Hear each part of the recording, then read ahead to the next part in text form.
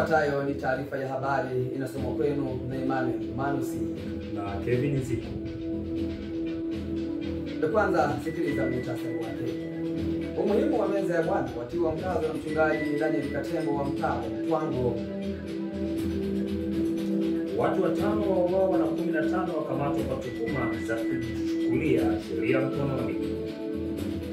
Na maelfu ya Wapalestina wakimbia makazi yao.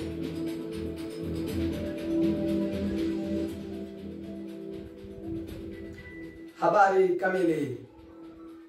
Washiriki na waumini wa kanisa la Waadventista Nyanda za Juu Kusini mtaa Mtwango ulioko Njombe, Tanzania wameendelea kutiwa moyo na kuelekezwa umuhimu wa meza ya Bwana. Sharla Kiromanusi na undani wa taarifa hiyo.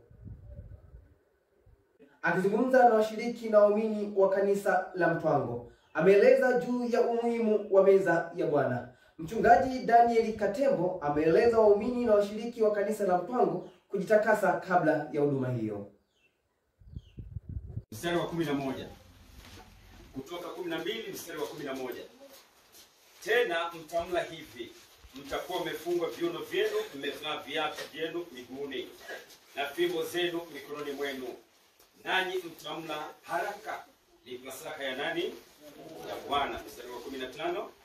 Mtakula mikate isiyochachwa muda wa siku ngapi? 7. Siku hiyo ya kwanza mtaondoa chachu yote isiwe katika nyumba zenu kabisa.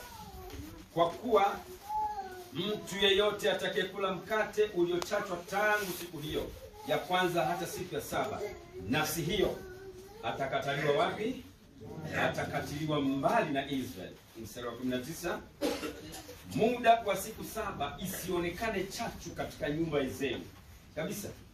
Kwa kuwa mtu yeyote atakayekula hiyo iliyotiwa chachu, nafsi hiyo atakatiliwa mbali na mkutano wa Israeli, ikiwa mwenye kukaa hali ya ugeni. Kutoka hapa Mtwango, mimi ni Shada Kimloe wa Mloe TV.